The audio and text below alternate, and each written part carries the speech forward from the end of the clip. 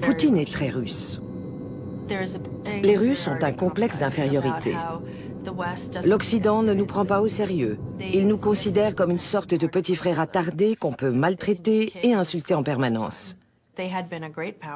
Ils ont constitué une grande puissance à l'égal des États-Unis. Et maintenant, plus personne ne les écoute.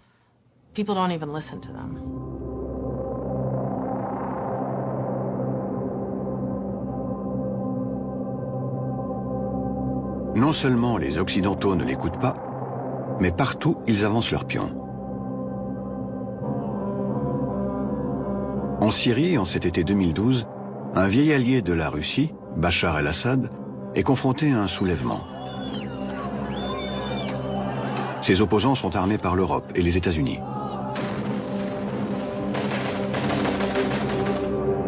Pour Poutine, pas de doute. L'Occident ourdit un changement de régime. Comme en Irak en 2003, comme en Libye, où Kadhafi vient d'être assassiné. Quand Vladimir Poutine a obtenu la vidéo de l'assassinat de Kadhafi, il l'a regardée en boucle. Et l'a regardée encore et encore.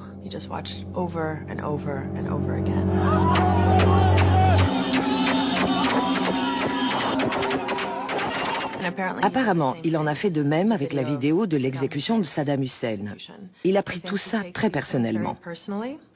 Je pense que Poutine l'a regardé en se disant que quand on s'oppose aux États-Unis, qu'il y a un vrai combat, une vraie confrontation, on ne doit s'attendre à aucune clémence.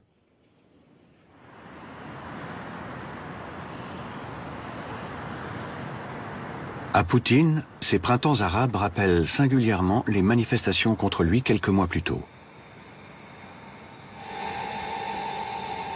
Alors, pour contrer les Occidentaux en Syrie, il soutient à bout de bras un régime au bord de l'effondrement. Mais le 21 août 2013, survient un événement qui, pour Poutine, va changer la donne.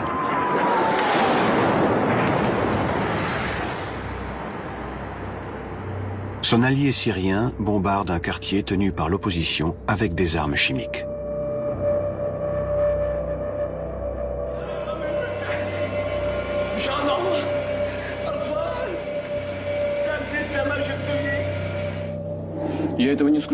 I don't rule this out, but let me draw your attention to one absolutely essential thing. Certainly, those pictures are just hideous, but they don't prove anyone guilty.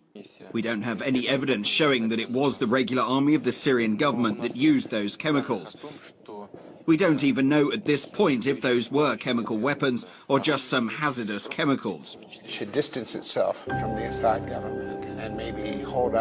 Si Poutine conteste les faits, c'est que Barack Obama, un an plus tôt, a annoncé une ligne rouge. Toute attaque chimique du régime entraînerait une riposte militaire. Son allié syrien pourrait chuter. Le 31 août, Français et Américains informent la Russie d'une intervention imminente. Nous savions que les Russes étaient sur le terrain. Nous les avons fortement incités à mettre leur personnel en sécurité, car en cas de frappe, ils étaient vulnérables. Moi, mon interprétation, justement, du rapport de force, c'est que la Russie, sur le plan militaire, elle n'était pas en situation de réagir. Ensuite, le président américain, quelques heures, c'est vraiment une question d'heures, avant que l'attaque coordonnée soit déclenchée, appelle le président français en lui disant non, c'est difficile, il faut que je consulte, etc. Bon, bref, la ligne rouge, il n'y en avait plus. Obama redoute de s'engager dans un nouveau conflit.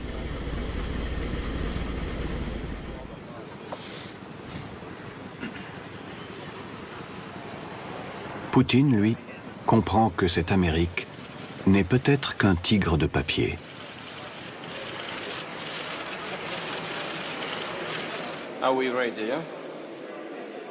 Au G20 de Saint-Pétersbourg, qui a lieu 4 jours plus tard, il exploite sans coup férir le recul de son adversaire.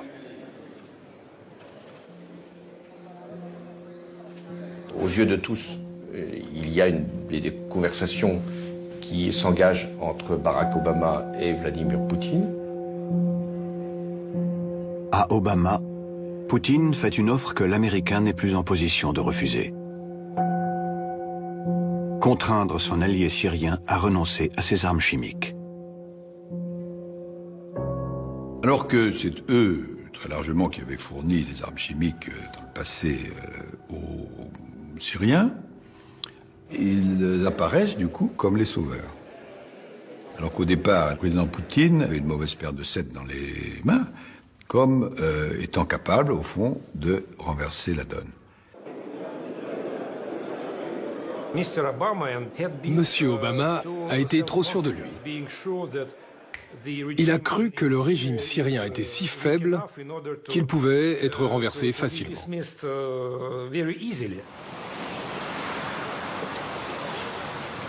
Grâce à ce coup diplomatique, une intervention occidentale en Syrie n'a plus lieu d'être.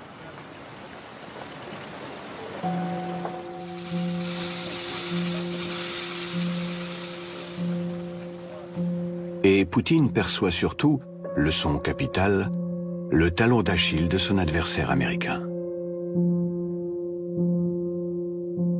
Les Russes, à Saint-Pétersbourg, comprennent au quart de tour, M. Poutine est intelligent, très intelligent même, que, au fond, si le président des États-Unis s'étant engagé publiquement, en cas de ligne rouge, à réagir et à frapper, ne le fait pas,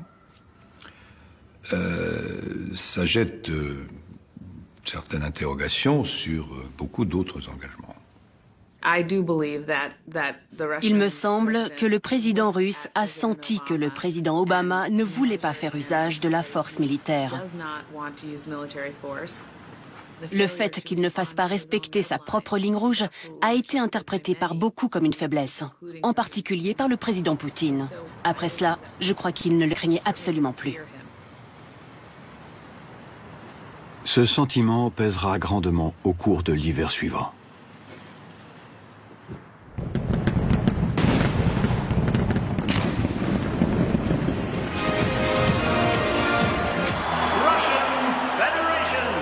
À Sotchi, Poutine inaugure ses fastueux Jeux olympiques d'hiver, dont il veut faire un symbole de puissance. Уважаемые дамы и господа, дорогие друзья. Au dîner de gala, parmi les chefs d'État, assiste un de ses alliés historiques à la tête d'une ancienne république soviétique, le président d'Ukraine, Viktor Yanukovych. L'Ukraine, avec ses 45 millions d'habitants, occupe une position stratégique entre l'Europe et la Russie. Mais Poutine est préoccupé par les sérieux problèmes que rencontre le président ukrainien.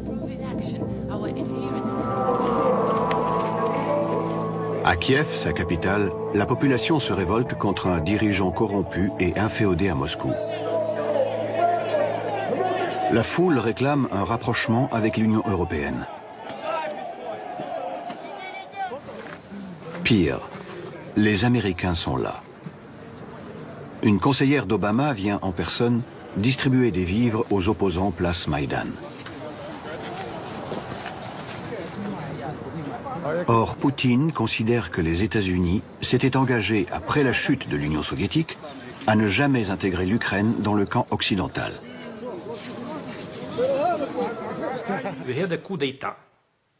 Nous avons fait face à un coup d'État à Kiev. Certains préfèrent décrire ces événements comme une révolte de la population ukrainienne contre des autorités corrompues.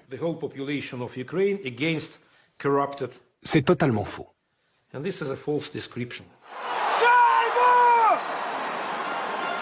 Le 15 février, tout s'accélère. L'équipe russe de hockey dispute un match crucial face aux États-Unis.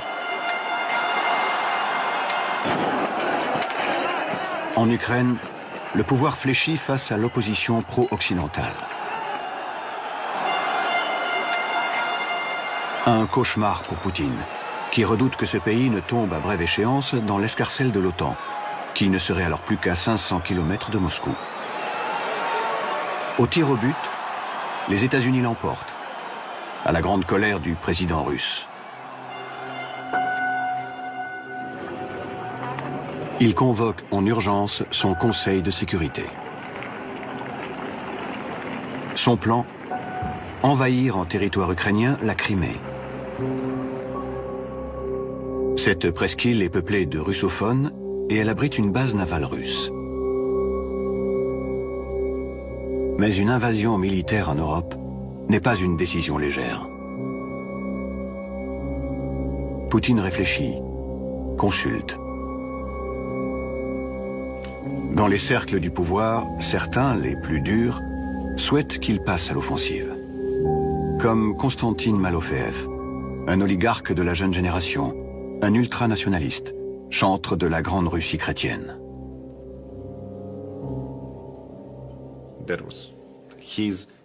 C'était sa décision. D'après ce que j'ai entendu, elle n'a pas été facile à prendre.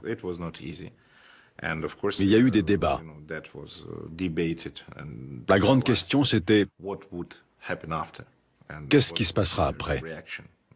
Quelle sera la réaction des Occidentaux, des Américains, qui parrainent cette junte à Kiev? À vrai dire, leur réaction semblait évidente. До свидания, Сочи! Pariant qu'Obama n'osera pas l'affronter, Poutine donne son feu vert. Vladimir Poutine, pendant toute la période des Jeux Olympiques de Sochi, a été relativement discret. Le 23 février, il clôture les Jeux Olympiques et, au petit matin du 26 février, la Crimée se réveille aux mains de forces spéciales russes débarquées dans la nuit. Un État souverain, l'Ukraine, est envahi par un autre, la Russie.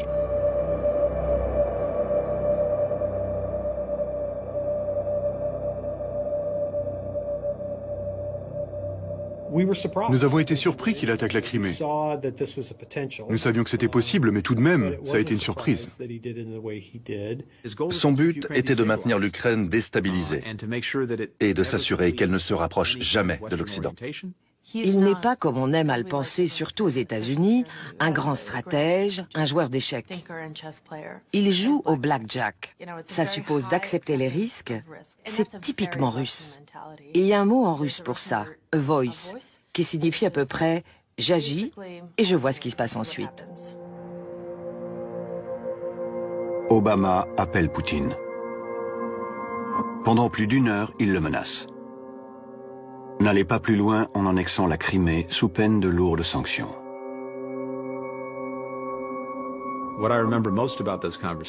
Ce que j'ai retenu de cette conversation, c'est que le président Obama a dit très clairement au président Poutine « Les actions de la Russie sont inacceptables. La souveraineté territoriale de l'Ukraine doit être restaurée. » Pour la Russie, l'objectif principal était de maintenir l'Ukraine comme une sorte de zone tampon entre la Russie et l'OTAN. En fait, ce n'est pas seulement l'Ukraine qui est en jeu. Il s'agit de l'ordre mondial, de l'ordre européen.